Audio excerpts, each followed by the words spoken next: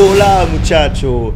25 ans après, cette séquence arrive encore à te faire froid dans le dos. Mise en scène mythique où l'on ressent toute l'immensité de ce pouvoir légendaire qui envahit le corps de Broly et le pousse presque à la folie. Un pouvoir si immense qu'il implique une grande souffrance qui s'entend dans toute la vallée. Mais ce n'est pas pour parler de ça que je suis là aujourd'hui, c'est plus pour émettre une courte vidéo questionnement. Oui, car plus que de la théorie, c'est du questionnement. Car Broly a toujours été un peu à part et avec des étapes de transfo, de transition un peu bâtardes comme nous voyons là, tout ça c'était un peu bâtard. Et là en l'occurrence pour ce nouveau film, c'est plus ce troisième design qui m'intéresse. Oui, je reviendrai un peu plus tard sur sa transfo de Super Saiyan, mais là c'est pas ça qui m'intéresse. Alors commençons par le commencement.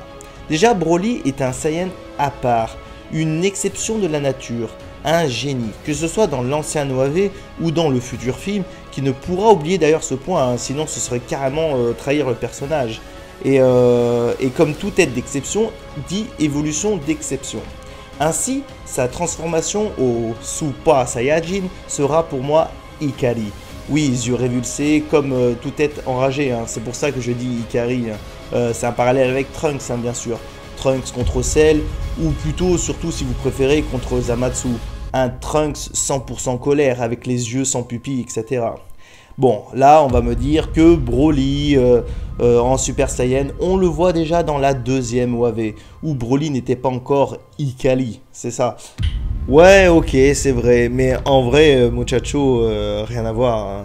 Clairement, Broly dans ce début de OAV est clairement en état léthargique après son long sommeil dans les glaces éternelles et il se réveille réellement que à l'arrivée de Gohan.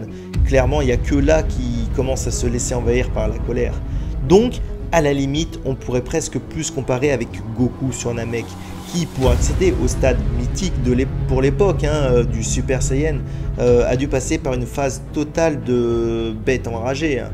Mais là, revenons à ce nouveau film. Cette première évolution, cheveux bruns mais hérissés, c'est presque une nouveauté dans Dragon Ball, hein, car Broly a l'air déjà bestial, mais aucun changement de couleur capillaire. Voilà, on sent qu'il augmente sa puissance, c'est bien une étape de son évolution, mais ses pupilles, bien que bestiales, sont bien présentes. Et tu sais quoi, Glingo? Je pense qu'il faut pas se casser la tête. Le secret vient tout simplement du restricteur. Ouais, car si le restricteur le limite, le côté Ikari qui caractérise vraiment Broly, hein, soyons bien d'accord, se voit ainsi maîtrisé. D'où tout simplement la présence de pupilles sous cette forme toute bestiale qu'elle est, hein, soyons bien d'accord. Mais je vais même aller plus loin.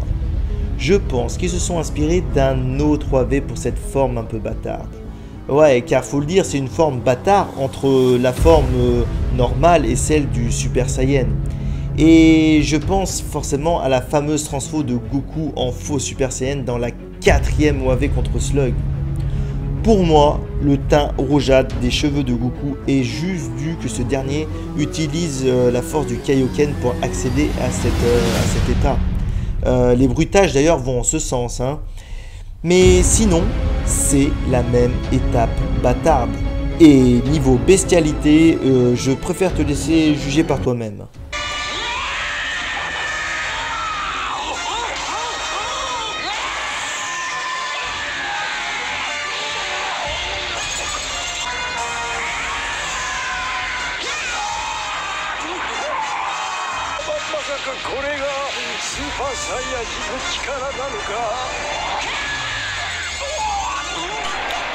Bon, clairement, Goku n'est plus qu'une bête sauvage dans cet extrait. Rarement on aura ressenti autant de rage dans ses veines. C'est 100% enragé, c'est 100% Ikari, 100% bestial. Et voilà, tu comprends donc que pour moi, cette étape de Broly est une fausse étape. C'est une fausse étape du perso due au restricteur, tout simplement. Une transfo fake donc. Cependant, voilà, j'ai vraiment hâte de voir son développement dans le film. Et voilà Glingo, moi j'en ai terminé avec tout ceci, je te laisse analyser et réfléchir à tout ça et faire ce que bon te semble avec la vidéo. Ciao.